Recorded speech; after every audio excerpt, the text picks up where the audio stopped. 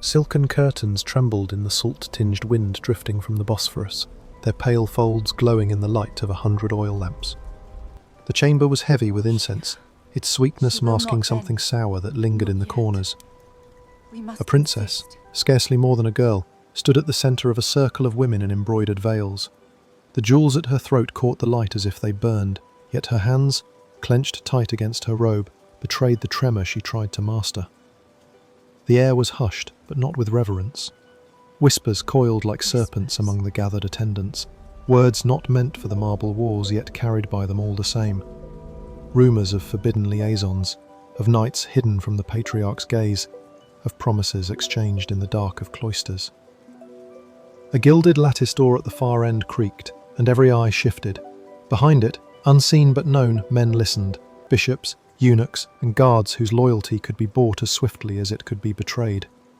The empire beyond that chamber shone with golden mosaics and towering domes, but here, innocence was stripped layer by layer, not by force of steel, but by the weight of expectation, secrecy, and sin.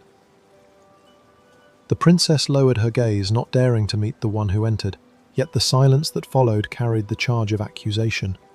Somewhere, a candle sputtered, and the chamber seemed darker for its failing light. The Byzantine court was a world of golden facades and unyielding hierarchies, where every corridor echoed with ritual and every gesture carried the weight of centuries.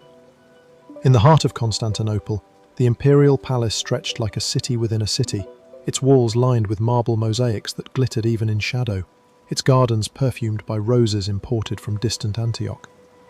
The very air was thick with the mingling scents of beeswax, myrrh, and salt from the sea that lapped against the palace's private harbours.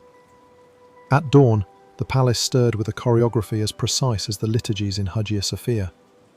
Eunuchs with shaved heads moved silently through the halls, carrying tablets to unsettle the delicate machinery of court politics. Behind the golden lattices of the women's quarters, daily life carried its own rhythm. Silk cushions, scented oils, and the cool touch of marble fountains filled their private world. Here, tutors recited Homer and Psalms in measured tones, drilling Latin declensions and Greek philosophy into eager but weary minds. Embroiderers bent over silk banners destined for churches and palaces, their needles flashing in the candlelight, while the younger girls traced patterns idly, dreaming of lives beyond the cloistered walls. Yet beyond those walls, destiny was not their own to shape. Each princess was a coin in the empire's treasury, to be spent in marriage with kings, dukes, or generals whose loyalty Byzantium needed. The weight of religion pressed as firmly as politics.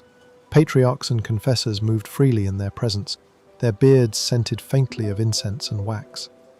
They spoke of purity, of the sanctity of obedience, and of the dangers of desire.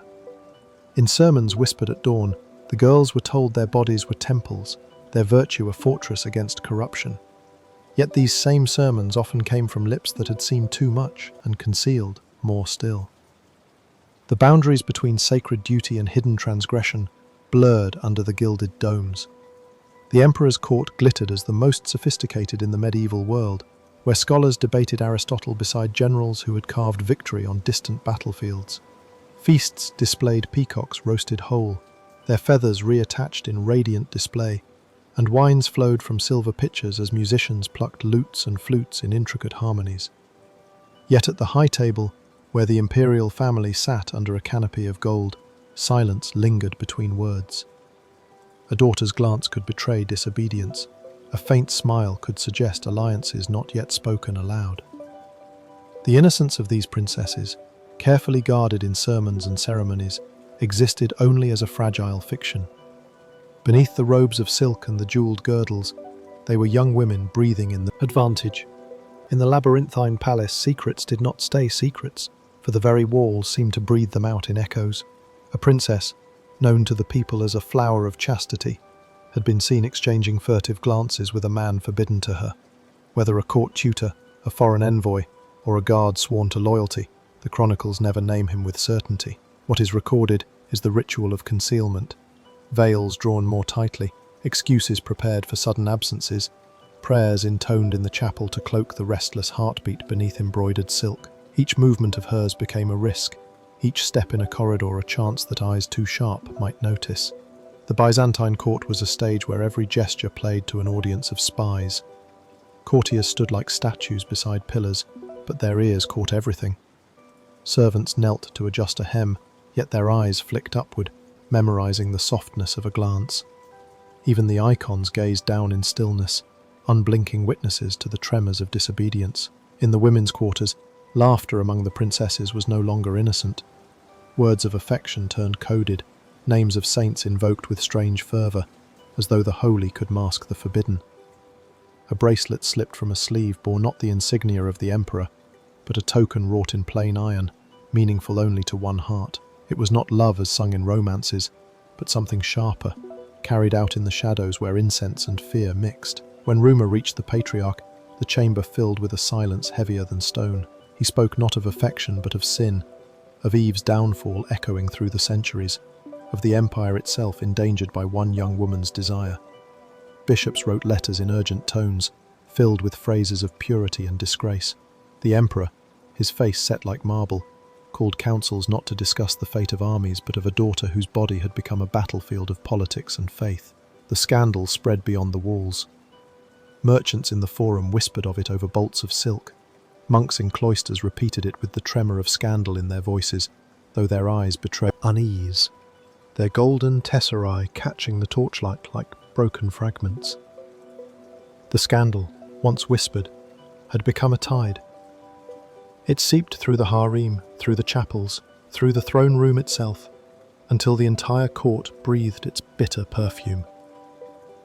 Punishment was swift, yet its echoes were slower, heavier, impossible to still. The princess was confined to a convent along the Marmara's edge, where sea winds scoured the cloisters and bells tolled with relentless monotony. The empire called it purification, a return to chastity through seclusion. Yet those who had watched her once glide through the palace in embroidered silks could not forget the rumours, and each toll of the convent bell was heard in Constantinople as a knell of disgrace. Her sisters, once symbols of untouched virtue, carried the weight of her fall upon their own shoulders. In their laughter, courtiers now heard deceit. In their silences, secret conspiracies. The lattice doors of the women's quarters creaked with suspicion, for each gesture, each glance, was judged against the shadow of betrayal. Eunuchs redoubled their watch. Priests preached with sharpened tongues. Even the emperor, stern upon his jewelled throne, found that his own authority was measured against the purity or the corruption of his daughters. Beyond the palace walls, the scandal weakened bonds already fragile. Allies among foreign courts, once eager to bind themselves to Byzantium through marriage, hesitated.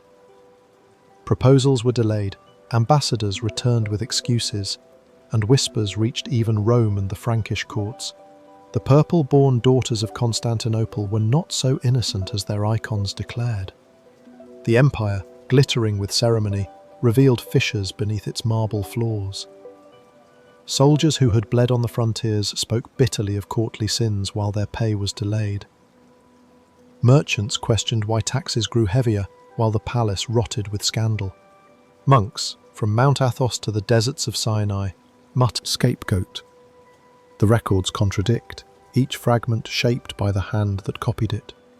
Some suggest a tender glance became magnified into treason. Others hint at genuine passion hidden in shadows. The truth lies buried beneath veils, convent walls and forgotten tombs. What endures is not the certainty of sin, but the enduring question of innocence itself.